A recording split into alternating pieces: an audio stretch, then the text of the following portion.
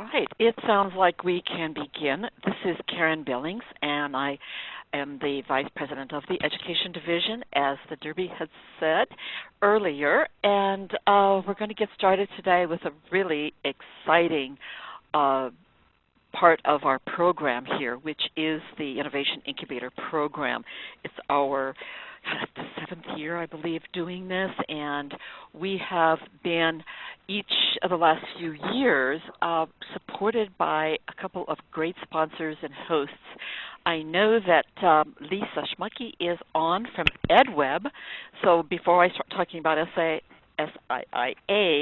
why don't I ask Lisa to say a couple of words about EdWeb and anything else she wants to. Karen, thank you. Can you hear me? Yes. Okay, great. Well, it's really a pleasure to help co-sponsor the Educator's Choice Award for the Innovation Incubator Competition. And thank you all for those of you who are signing on today to participate in this. We just feel so strongly that it's really important for members of the education industry to hear the opinions and voices of educators on innovative new companies and products that are coming along. And we have found that in the past couple of times that we've issued this award, that the innovation that educators have picked has been different than the one that the industry folks have picked. So we're really happy to sponsor this. And at EdWeb, we try to provide an online professional network that has free professional learning programs for educators, and we're just really happy that that is spreading and providing a way in a time of limited funding for educators to engage in professional development. So Karen, thank you very much. We always really enjoy working with SIIA, and we're looking forward to the awards presentation next week. Yes, yes. So before we get started, I did want to just say a couple of words about SIIA. And for the educators that are on here, we are a trade association. So our principal members come from the education companies that are on the line. Then we've got a number of programs that we support them with. You'll see me in this picture here. First, I'm the first one on the left, and then the Derby, who has been working with innovators for the last few months, and particularly the last few weeks, very, very closely, is there in the center of that top row. And Lindsay is on. Lindsay is our policy and market analyst, and she's the one who helps us with the survey that you're going to be filling out and many other things that she does. Mark Schneiderman and Jonathan are there as well. I don't know if they're on the line, but they are a very important part of our division. We have a few Cody Award nominations that still need judges. If you are interested in that, you can either send me an email or to education.sia.net there, or go directly to that Cody's link and let us know. There's just a couple of products that still need a judge to review them. And then if you would like to participate somehow in some of our other webinars, do let us know, and I think the education at SIA.net is the best place to do that. So you will be sent a voting link, a survey link, and it'll be in the chat box. So we ask that you go through and review the solution very carefully, and even though it might not be a product that you would buy for your particular classroom because of the grade level fit or the instructional environment that you have, try to review it with the solution in mind from the rubric that we're going to provide you, because it may not be something that you would use, but for a classroom that you're aware of or for what it pretends to do, it may fit something absolutely perfectly. So we want to make sure that that is the way that you evaluate those. So we appreciate all of this work that you're doing here. I know we've got a number of people signed on that are going to be listening and voting. So I guess, LaDerby, we should go on to our first presenter and get started. Yes, thank you. Just a quick note to the presenters before we do begin. You do have, the presenters have 5 minutes to present their innovation, just because we want to be cognizant of everyone's time and schedule. I will be timing you, and you'll be asked to stop at the 5-minute mark. Attendees, please feel free to post your questions via the chat box at any time, either during the actual presentation itself or any time after. The presenters all can see your questions, and they can answer them via the chat box if their presentation time is done, or they can verbally answer your questions during their Q&A time. They will have 2 minutes of Q&A time following their presentation. So again, as Karen mentioned, the first up is Nirvonics, and on the line we have Adam Hall representing this company. Adam, feel free to begin at any time. Great, thank you, LaDerby. Good afternoon. My name is Adam Hall. I'm here to present Nirvonics. None of us enjoys seeing this, and I think it's safe to say that we would all do our best to adapt our instructional approach before seeing this symptom of low attention.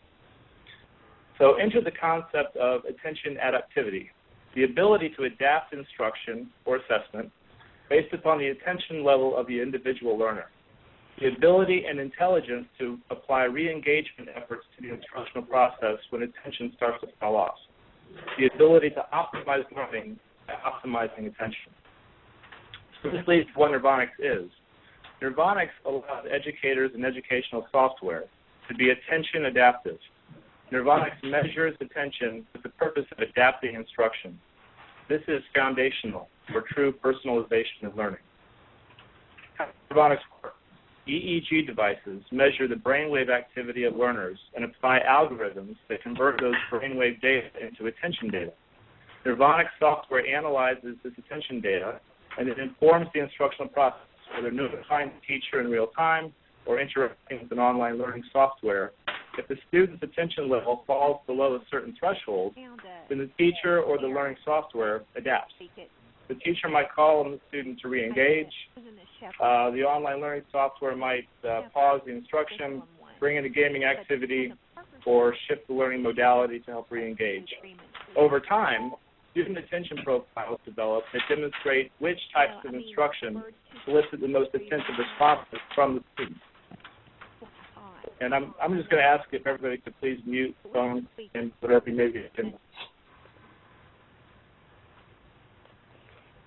I didn't catch it. So it's on the other one, on the concentration. Okay. Adam, I did stop your time. Please begin when the background noise does stop. Again, please mute your phone lines.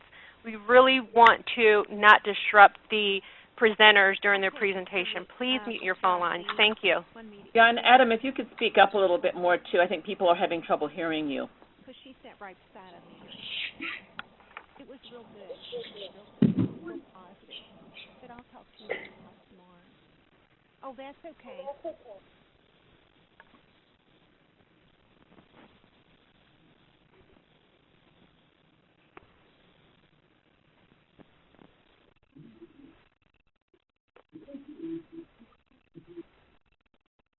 Okay, I think I've muted the person talking. So, Adam, please begin at any time.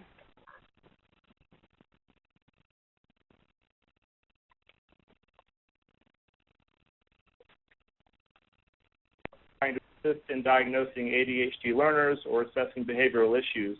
And this is really important. Nirvonics is completely a one-way street, with data going from the brain to the device. There are no stimuli being applied to the learner's brain to solicit responses. And finally, data security is paramount. The student's attention data is used solely for the purpose of informing and improving instruction. That's it. It goes nowhere else. So I'd like to touch on why I think education is ready for attention adaptivity. Common Core is demanding more from all corners of education. Learners are expected to master core concepts deeply and to demonstrate understanding in multiple ways.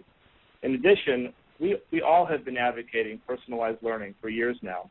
And if we believe ourselves, then we need to maintain high expectations from technology in education and really push the envelope. We expect E-rate funding will increase, which helps big data initiatives. content continues to be commoditized as OER continues threatening traditional publishing. Platforms have become much like car models in that there are arguably too many to choose from, and the market is ready for highly intelligent, adaptive learning systems that are multidimensional and multifunctional, and that is what Nirvonics is. So there are several different use cases for Nirvonics in education and beyond. We're looking to develop, license, and or acquire digital learning products and make them attention adaptive. We believe that embedding such innovative and game-changing functionality into an e-learning product would offer immediate differentiation from its competition. To expand on that, we're looking to license Nirvonics IP to other digital learning businesses, allowing them to make their products and services attention adaptive. And next is the good housekeeping seal of approval concept, whereby Nirvonics will conduct research on educational products and services to determine how well they solicit the attention of their intended audiences, and will then provide this research to both schools and companies that are interested in the results. We'll create apps that allow older students to self-monitor during a lecture or while studying. We'll create mobile apps for teachers and parents to use, allowing them to monitor the attention levels of their learners in real time. We'll create teacher development tools that help teachers refine their craft by seeing which pedagogical approaches solicit the most attention from their students. And we'll finally evolve into adjacent markets such as corporate and military training, where attention clearly matters. And finally, Nirvonics is seeking funding. We need to refine our core IP and execute on our product roadmap. We have some key strategic partnerships and acquisitions that we're considering and that require funding.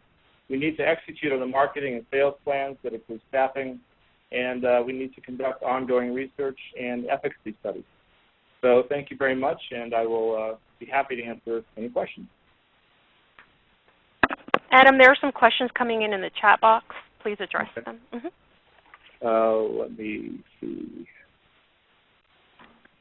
The first one, Adam, is what indicators are used to measure attention?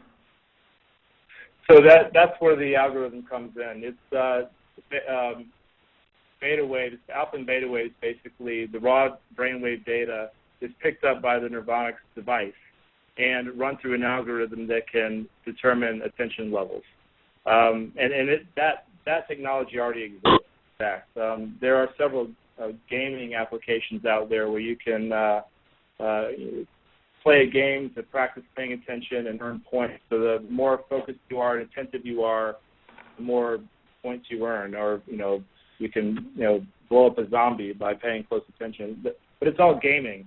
So what I'm proposing with Nirvonics is taking that same core technology, the attention metric, and then applying it in a way that informs instruction, and it allows instruction to adapt to the attention level of the learner. Okay. And then there's one other question. Ellen's asking if all students would wear these headsets, and whether or not these go with both tablets and computers or just tablets for now. So first of all, not necessarily in terms of all students. I mean, it really depends on the use case. I think that the most relevant entry point into education is special education.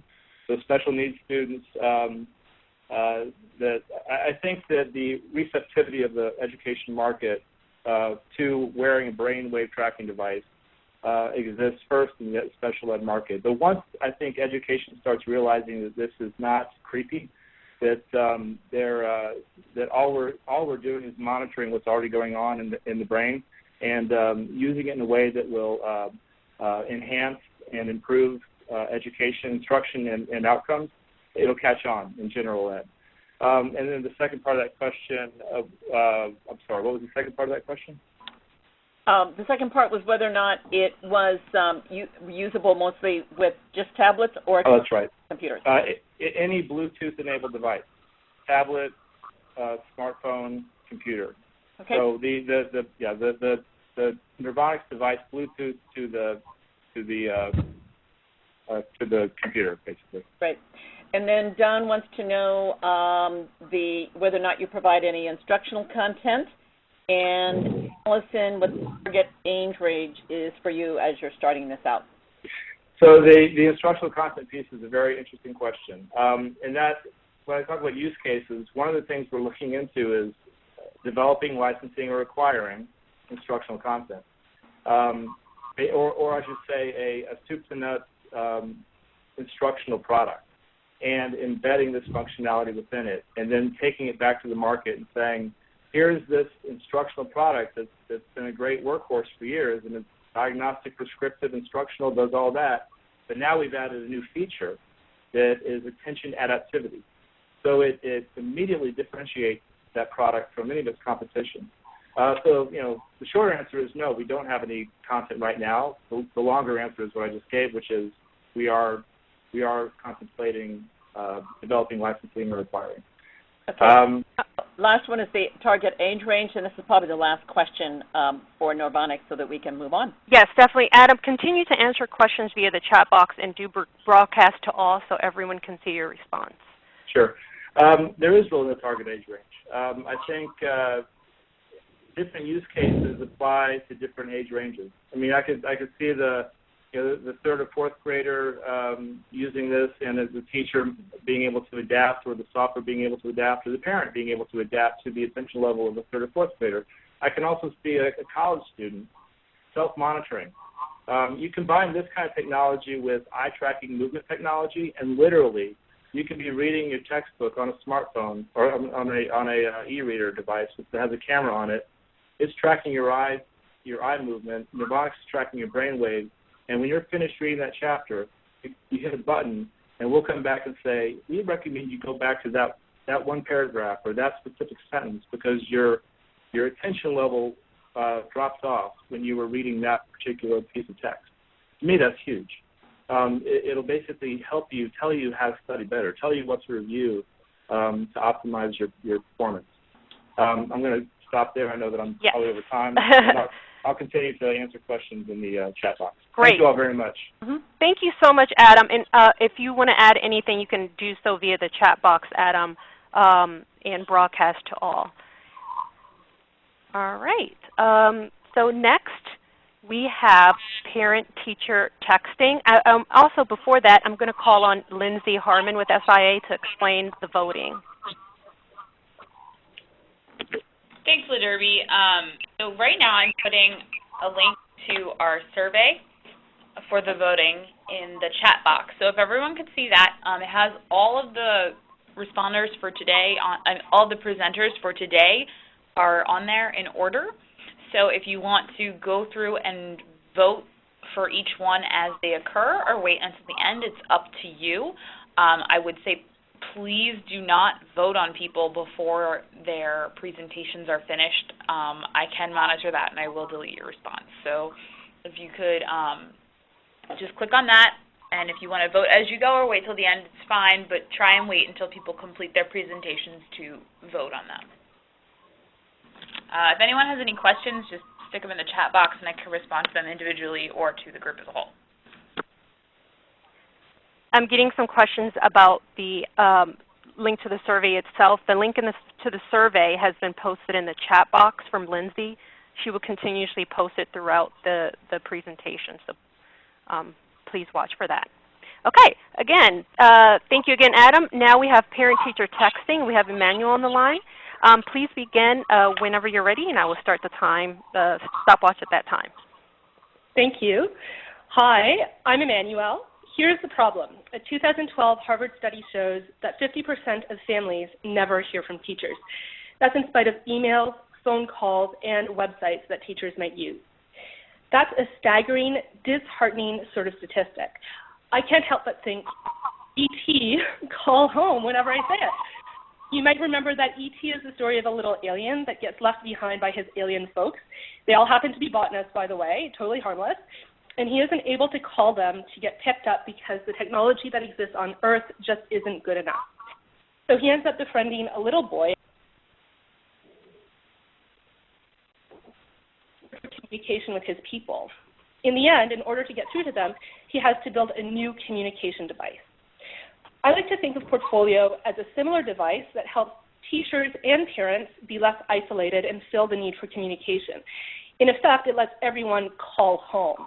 And this part is really important. Portfolio reaches parents who right now don't talk to the school at all.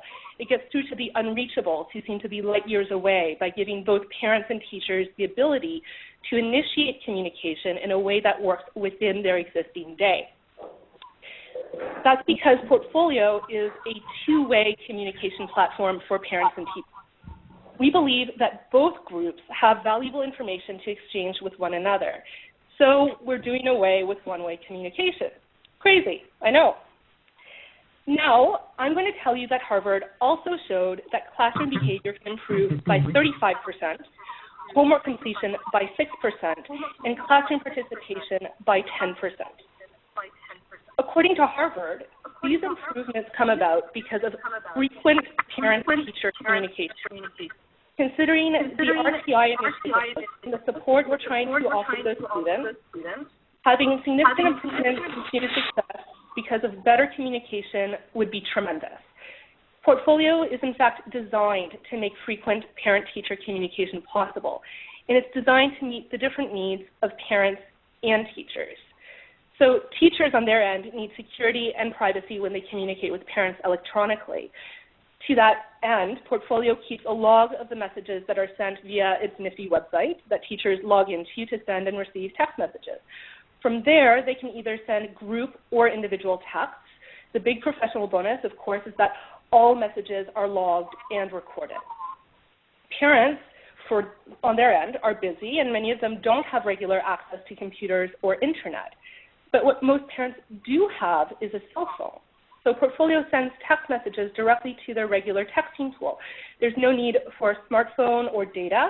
Any little cell phone will do, which is good because according to Pew in May 2013, while 91% of Americans had a cell phone, only 56% of those were smartphones. So what does all of that mean for you? That's a really good question, I think. It means that your efforts to communicate with parents won't be in vain and won't be difficult. It also means that you should sign up for a Portfolio account as soon as we're through with these presentations. Portfolio, by the way, is in the process of becoming a paid service, which currently it isn't. In terms of pricing, our bottom line is that we want to keep the cost of Portfolio affordable and low. We also believe that teachers and schools should be able to try it out before paying for it. So we give teachers 200 free text messages to try it out. The best trial is when there are a number of teachers at a school trying it out at the same time. If it works well for your school, then we can discuss the price point and number of text messages that best suit your needs. We're also in the process of obtaining an E-rate number to help schools and districts subsidize the cost. So you can see from this slide that the smallest package is 5,000 text messages for $200, while we project that the greatest usage would tap out at about 100,000 texts for $2,000. Now, a justifiable concern is budgeting for one package and realizing that you may need more text messages than what you've budgeted for. To help you deal with that possibility, we suggest budgeting for more than what you think you will need. So if you think you'll only use 5,000 text messages, perhaps because you want this only for RTI teachers, we suggest actually budgeting for 10,000 messages in case you find you need them. We're building administrative controls also for principals so that they can monitor usage, and teachers will be able to see usage on a bar that shows up on their account to get a better sense of how many text messages they're sending and how many more they could send. So today, for those of you who care about student achievement and believe that communication should be more than just a message in a bottle, that everyone benefits from being able to ask a quick question and get a quick answer, Portfolio is pleased to provide a tool that lets parents and teachers text for success. Thank you. Great. Thank you so much. Again, I want to encourage everyone to submit their questions via the chat box. Also to the presenters, please feel free to post your contact information via the chat box so folks can simply copy and paste it or have time to write it down. Again, if you have any questions, please post them now.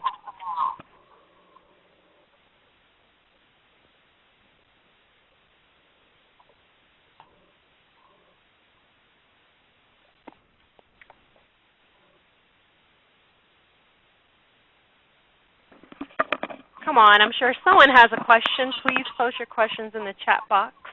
Oh, we have a question here from Carrie. Emmanuel, please feel free to address that. Hi. So, yeah, of course I'm aware of Remind 101. Remind 101 keeps saying that they are not going to do two-way communication. In fact, I just read an article about that, reiterating the point in their model just a few weeks ago. So perhaps you have information that I don't carry, but to the best of my knowledge, Remind 101 is still only doing one-way communication. Their whole tagline so far has been that it isn't safe for teachers to engage in two-way communication. And to me, this really is sort of a message in a bottle, or the equivalent of a Post-it note where, parents can't respond to information that is sent their way, and they certainly can't easily provide information to teachers in return.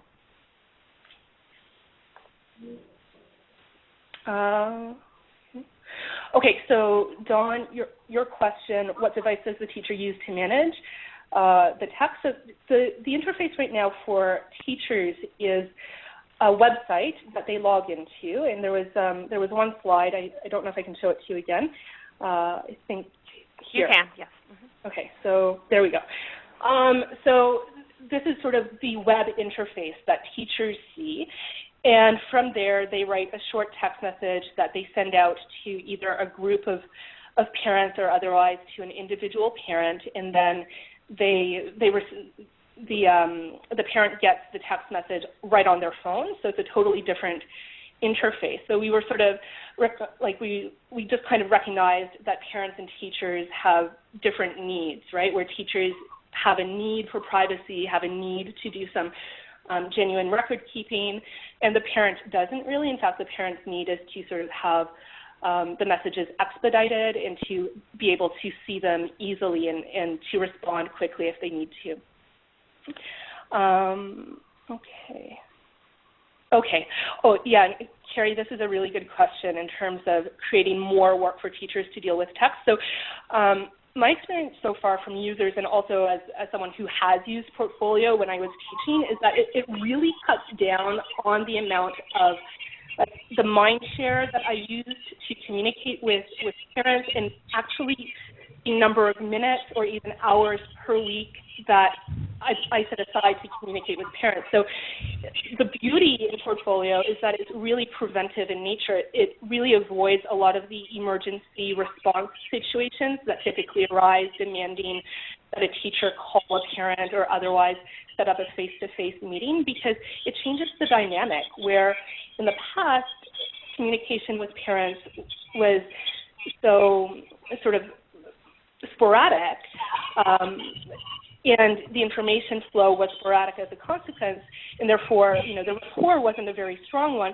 Here, parents hear from teachers on a regular basis. They can, in exchange, to say thank you, which is the most frequent response from parents, or otherwise provide information to a teacher that will offset sort of a disaster for a student, right, where sometimes students don't want to say that something difficult is happening at home, but now the parents can communicate that in one or two sentences, and that helps the teacher sort of in their relationship with the student. So overall, I would say that this represents maybe 15 minutes a day in real time for a teacher to communicate with all of their students' parents. Okay. I'm sorry, Emmanuel. I'm going to have to cut you off. There are a number of additional questions in the chat box. Please continue to, again, respond to them in the chat box, and do make sure you respond to all, not just the individual, so that everyone can see it. Okay. Sounds good. Thank you. Yes. Please copy and paste the question into the chat box as well, so they know what the question is, and then provide your answer. Thank you.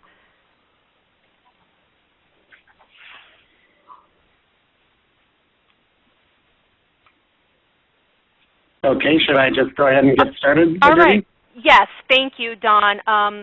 Again, thank you. And then you should have received the link to the survey in the chat box. Please submit your responses to the survey after each presentation. Dawn, please begin whenever you're ready. Okay, thank you very much. My name is Don Friend, and I'm the CEO of Teacher Match. And I'm excited to have the opportunity to tell you a little bit more about what we're working on and what we do. To get us started, I'm not sure how many of you have seen the movie Moneyball. but it's the story of how the Oakland A's kind of radically changed the way that they selected players. And I just kind of want to start with a brief clip. I need more money. We're not New York. Find players with the money that we do have. I like Perez. Got an ugly girlfriend. Ugly girlfriend means no confidence. You guys are talking the same old nonsense like we're looking for Fabio. We got to think differently. Who's Fabio? Your goal shouldn't be to buy players. Your goal should be to buy wins. And in order to buy wins, you need to buy runs. Who are you? I'm Peter Brand. First job in baseball? It's my first job anywhere. We're going to shake things up. Why don't you walk me through the board? I believe there's a championship team that we can afford.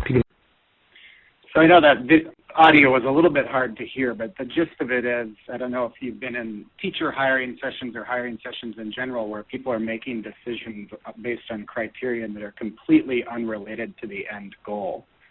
And so our goal at Teacher Match was to create a tool that predicts the impact that the teacher candidate will have on student achievement. Primarily coming out of our experience as former administrators, both on the district level and as principals. Because we all know, and the research is very clear, that teachers are the most important factor in whether or not a student will learn and holistically grow. But as a field, we've put very little time into approaching the teacher hiring process with scientific precision.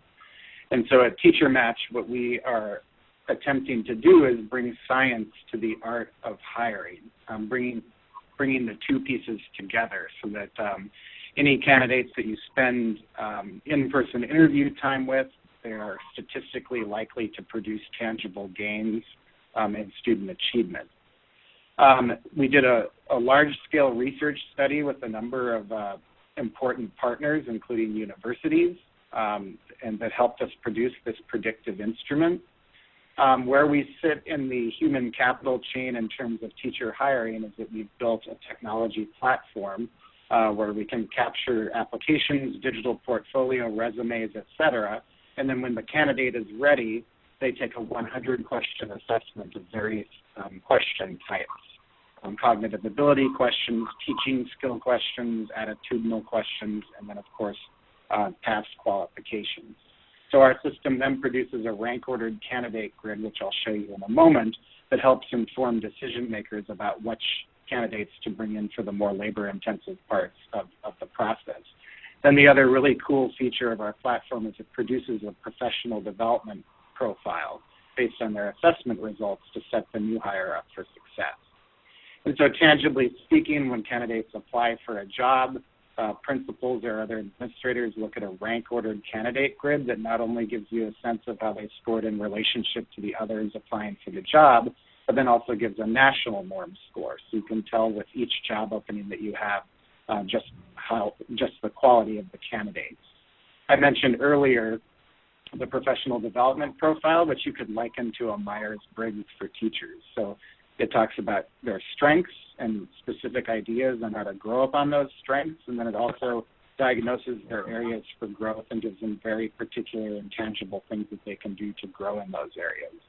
Additionally, we've used sophisticated technology to create an actionable insight dashboard. You could envision our action feed as a Facebook news feed with a brain, alerting the administrators to different issues such as neglected high-scoring candidates or high-scoring candidates on job orders that have had a hard time getting high-scoring candidates and so on. The other very important differentiator of our platform is that we use a variety of statistical techniques in combination with sophisticated technologies to make the tool adaptive. So the longer that our tool is used in a given school district, the more it learns from that setting, because our partners upload student assessment data, teacher observation data, course evaluation student data, and the tool gradually learns more and more what's most important in that context. And so in conclusion, our platform helps to engage, hire, support, and then we have the built-in mechanism for evaluating the effectiveness of the tool. It adapts, and then the cycle continues. So are there any questions? Thank you, Don. There is a question here. Jennifer asks, is the product only for hiring teachers, or could it be incorporated with already established teachers for use with their professional development growth?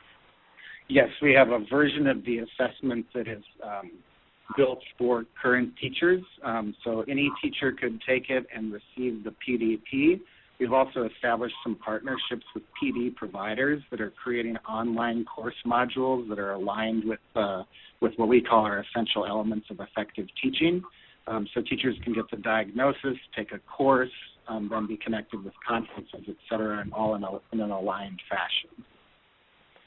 And I see another one here. How is this different from using computer applications? No, that's actually, I'm sorry, Don. Emmanuel is responding to a question regarding her innovation. Oh, I see. Your next question is, what, Dr. Tantum, sorry if I'm mispronouncing, asks, what is the cost for the product? So the cost is based on the number of students in the district, and there are a couple of factors that affect cost. We do have a research discount for certain districts that have certain characteristics that we need in order to continue our research studies. So our regular price is $3.50 per student, and that includes unlimited PDPs, EPI, the application management, the advanced analytics, access to our support desk, and then the research partnership where we evaluate the tool as well. Okay. All right, you have another question. Allison asks, have you run any beta tests to show proof of concept, and how, when is measured, do you do those measurements? So the product was produced by with a national teacher effectiveness study. So we had over 3,000 participants for whom we had 3+ years of data. So the whole the tool itself, we built over 2,000 questions, ran them through all kinds of analyses, found 100 extremely predictive questions. So yeah, the tool is 100% based on research, and then the iterative feedback loop continues that research and customizes it to the locales. And what was the second part of that question? It says, do you do the measurements? If I understand that right, well, our partners at University of Utah, University of Wisconsin-Madison, NWEA, which is a nonprofit, we partner with them to do the research. We also have a psychometrician on staff and a chief researcher on our team. Okay, great. You have one more question here. Doug Stein asks, does the research base indicate whether the instrument can help identify potential master teachers who are capable of coaching other teachers? You know, not at this time. Our tool is mainly built for, our first tool is mainly built for new teachers, but we have several things in the works, including principal match. People are also asking for similar tools for non-teachers. But I hadn't thought of that one, so that's a very good point. So thank you for that. All right. Thank you so much, John. You do have an additional question from Mitchell Wilson in the chat box. If you can just go ahead and address that in the chat box so we can continue on to the next presentation. Very good. Thank you all. All right. Thank you. So next we have, we have Nick from NetText. Nick, please feel free to begin at any time, and I will start the stopwatch at that time. All right. Hello, everyone. My name is Nick Wheatley-Schaller, and I'm the Director of Technology at NetText. Textbooks have been used for years and are trusted by many teachers, but they're also expensive, heavy, one-dimensional, and quickly become outdated. Since the debut of the iPad in 2010, many schools have begun to look to tablets to provide a more engaging platform than textbooks, but you can't just put an e-book on an iPad and call it progress. Teachers are busy and unsure where to find free, high-quality content that is aligned to Common Core and state standards. But teachers can do incredible things when they're given the right tools and the freedom to innovate. Students, on the other hand, are digital natives and have trouble staying organized when using sheets of printed materials.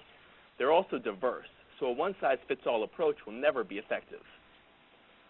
Teachers and schools are excited about open educational resources. They're free, available in any multimedia format, and unlike printed textbooks, they're current, being constantly updated.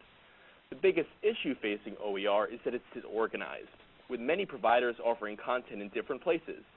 videos from Khan Academy, Flexbooks from CK12, audio recordings from LibriVox, educational content from YouTube. The list goes on and on.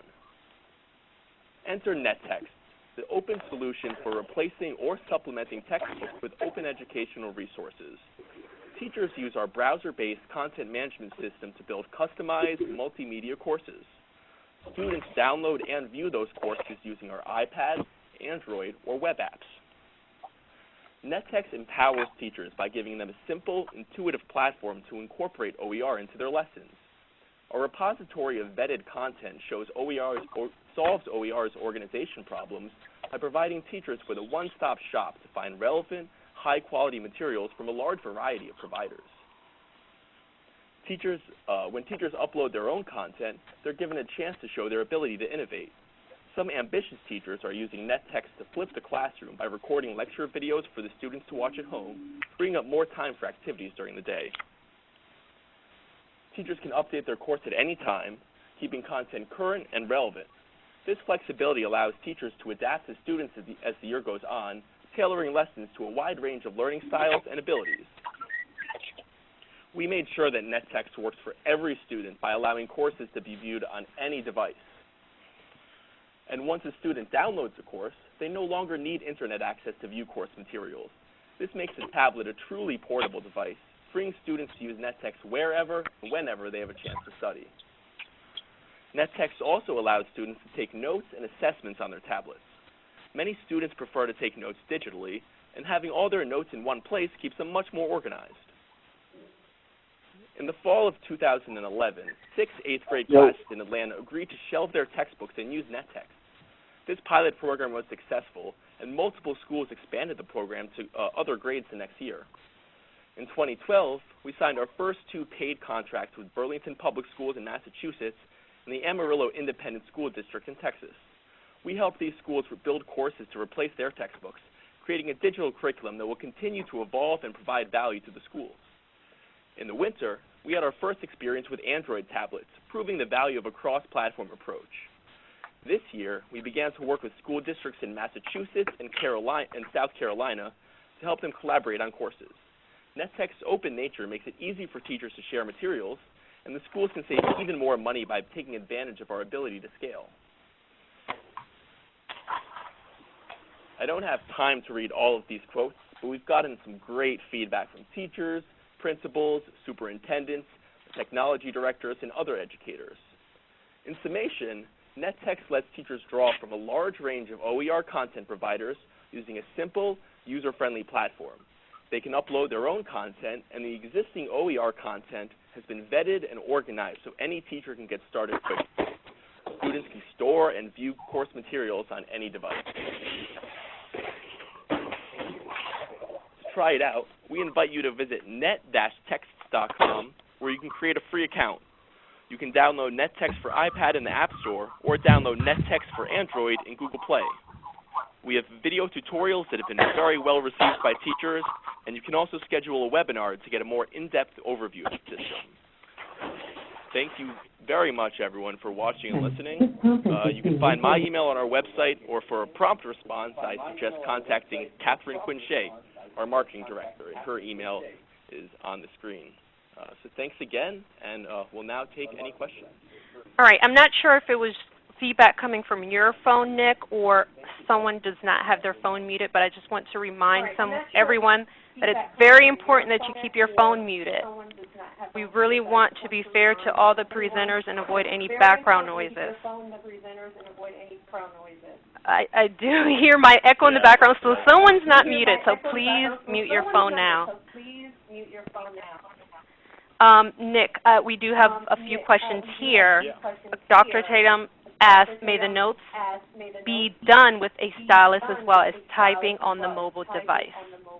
So the way that students can take notes in the NetText app is in 2 ways. They can type, and they can also record audio notes, and then they can send those notes to a teacher or to themselves via email. And then another way that a lot of students like to take notes using NetText content is that if they have a PDF that is in NetText, they can open that on their tablet using a third-party app that allows them to annotate that PDF to use a stylus or use their finger to draw or take notes on the actual PDF. So that's the way that we see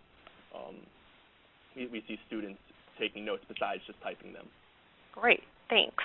Sharon St. Clair asks, how is this different than iTunes U? Yeah, well, we see ourselves as similar to iTunes U. The biggest difference between us and iTunes U is that we're a cross-platform approach. So for iTunes U, it's a big issue that teachers have to create their courses on MacBooks, and students can only view content on iOS devices. They can't even view it on a laptop. We made sure to have an app for iPad, an app for Android. We have a mobile website that can be used on any cell phone, and then also we allow students to view content through the web, through any computer with a web browser. And we also think that our OER is much easier to incorporate into your courses with NetText than with iTunes U. When you're using iTunes U, you need to go back and forth between the browser-based course manager and between the iTunes program, which is where all the content is actually stored. And you can't preview content when you're building your course, so it makes it a lot harder to quickly add OER content alongside the content that you've created. All right, thanks. One more question here. Alan asks, how does it work with interactive whiteboards?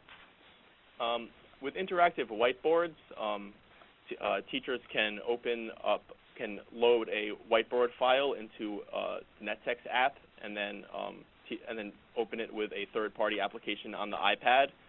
Primarily, though, this is content that is supposed to be delivered to the students, so it wouldn't be something that was being played on a whiteboard.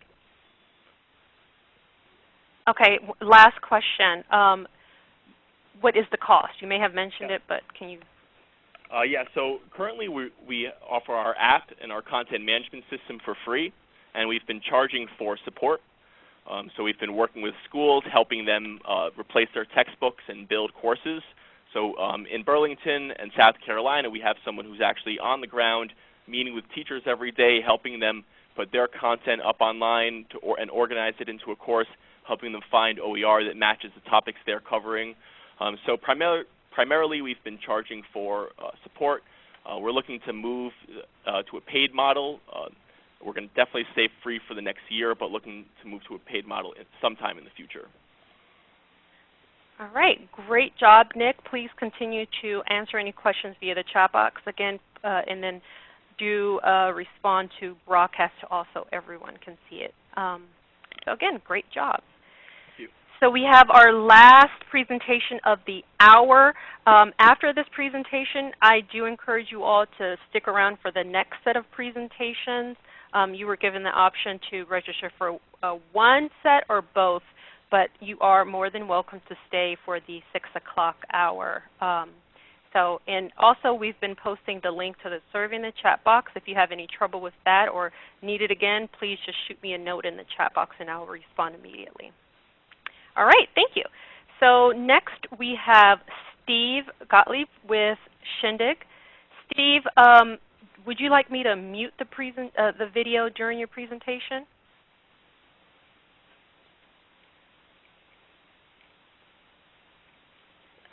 Actually, Steve, you should be unmuted now. So do you want me to play and then mute it? Yes, if you could play it and then I'll as you hear me start talking, you can then mute it. Okay, you do have if you see the mute button on the right-hand side, you can go ahead and mute it whenever you want. Do you see that? I can mute the video? Yes, you can mute it. There's a little speaker symbol on the right side, and that will mute it. There we go. All right, cool. And then you can hit the play button to begin playing it whenever you're ready. Okay, super. Thank you so much. So let's see.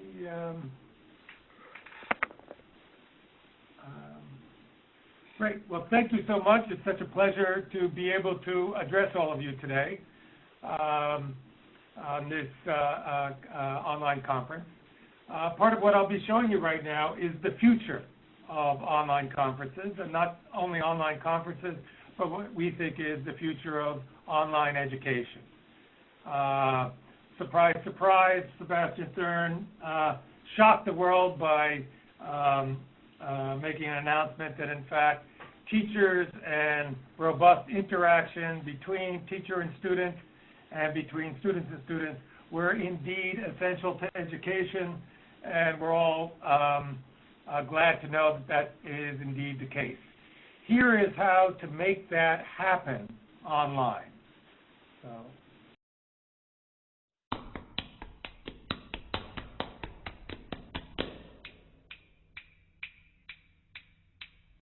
We have this interesting form, which is the future of online convening and getting together and being together.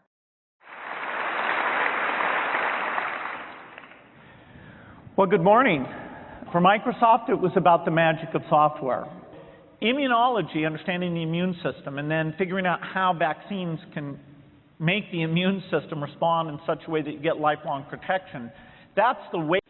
Bill Gates from Concordia College is giving an address, and he is being viewed live by thousands of people in the audience. Those people in the audience all have the opportunity to engage with him.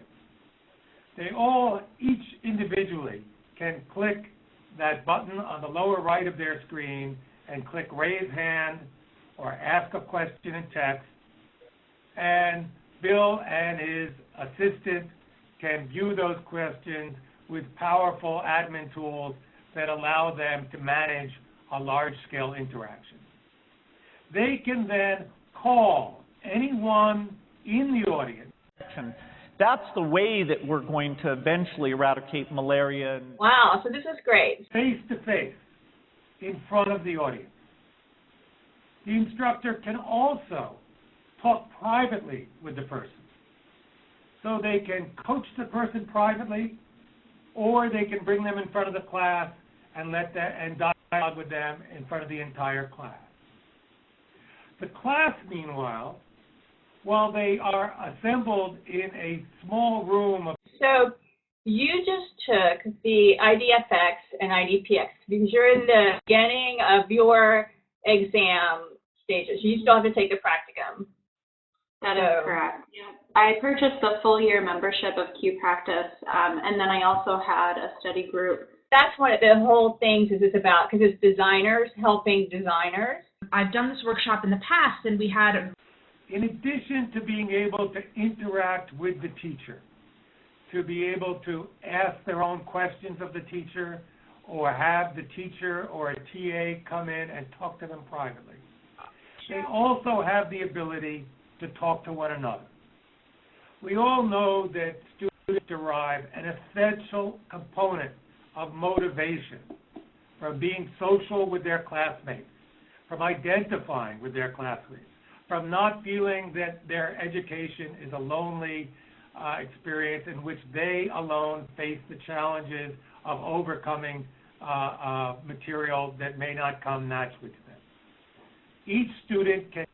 Had a lot of people, so we kept the Q&A to the very end. But the faculty member can also divide the class time, since we have, and tell them to all join in discussion groups. Nice group. We can really and connect with one another. Advantage of the interactive element of this platform. To see how those discussions are going. There are all kinds of robust features involved in the program. Number 8 is to go to the next level. To get followers, you have to respond. It is not a broadcast mechanism. It is not simply, fire and forget. Here's a good curated link. You need to respond. What I'm going to do is start with a PowerPoint presentation, and towards the end of this presentation, I'm going to open it up to question and answer. So we can go on to the next slide.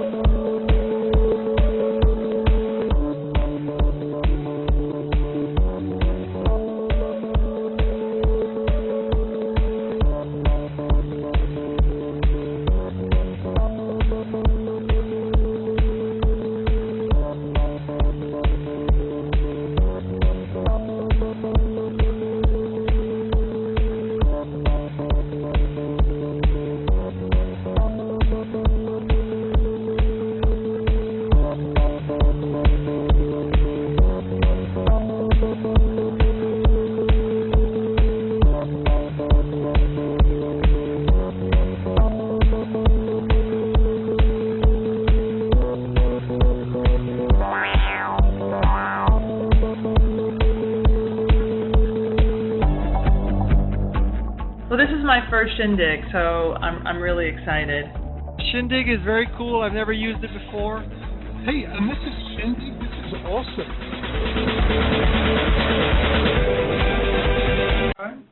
Yes, it is. Thank you very much. We do have a question here. Lynn asks, can this be used in an online course, or is it just for face-to-face meetings? Oh, no, of course for an online course. That is one of the, it can be used as for an online course, or it can use to supplement a classroom talk. I don't know how I was unclear in why it would not be appropriate for an online course. And of course, she did say she thinks you answered your question, so you did cover it. Okay. Mitch asked, how would a school sign up to use this now? They would contact Donna Murdoch here, Donna at shindigevents.com, or myself, Steve at shindig.com or shindigevents.com, and we will set you up. There are very attractive pilot rates, which are namely, we're offering this now free to institutions who sign up now during our pilot period, and they'll get 6 months of free usage and then 50% off of the first year's rate card. We have not yet set the first year's rate card, but the notion is that this platform will be priced very competitively, less than current solutions with a far deeper feature set. Steve, feel free to post the email addresses in the chat box so folks have those in case they didn't get them. We have a comment here. Don says he would say that the biggest differentiator between your product and the other providers is your unique interface. It clearly seems to be a lot more powerful for groups. Actually, I'm not sure if he posed that as a question or a comment, but would you say that the interface is the biggest differentiator? Well, this is powered. There are really, probably a dozen major differentiators from this in current technology, and it's covered by a large number of patents. It is an end-to-end solution that has a tremendous amount of nuanced features, but the subtle one that I think is often lost on many people is that this doesn't lock you into one uncomfortable conversation. There is no open mic, as we experience on this, where one person is suddenly heard by everyone. There's no open mic in this. The private conversations of students leaning over to talk to one another are not heard by anyone else. If they're talking, if a TA goes into the class to try and help someone who's having difficulty keeping up, or multiple, or they break up into groups, those discussions are private video chat discussions and go on in parallel with the teacher. And likewise, the teacher can bring anybody up to the stage to share the broadcast screens that everyone are heard about. So it's the multi-level chat. It's the fact that there are multiple things going on in parallel that really distinguish the platform. And that gives it its rich robustness, so that the teacher can quickly talk privately with a student and then talk to the entire class and move seamlessly between those two dialogues with just clicking on an image. So it's very intuitive and very easy to use, and I guess without experiencing it, that might be lost. All right, Steve, you do have a number of additional questions in the chat, good questions in the chat box. Unfortunately, your time is up and we have to continue to the next presentation. You can feel free to answer them in the chat box. And again, please respond to broadcast to all so everyone sees your response. And again, please post feel free to post your email address in the chat box as well in case folks didn't get that. So again, as I mentioned earlier, this concludes the 5 o'clock hour presentations. You are more than welcome to stay for the 6 o'clock hour presentations. You had the choice to participate in one or both, but feel free to just stay on, and we will continue into the next set of presentations. At this time, I will stop the recording and start the recording again to record the next set of presentations. Again, thank you again. If you have any questions, Feel free to post it in chat box or send me an email and I'll forward it to the appropriate presenter. My email address is education@siia.net. Again, education@siia.net. Thank you. Thank you. Please stand by.